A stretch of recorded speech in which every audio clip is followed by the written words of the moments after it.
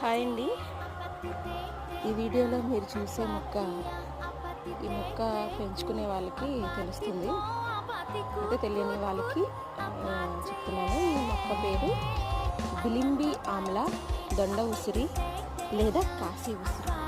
ఈ మొక్క వేసి దాదాపు 1 ఇయర్ ఇంకా అవ్వలేదండి. ఇంకా 1 ఇయర్ అవ్వకుండానే ఫ్రూటింగ్ అనేది వచ్చింది.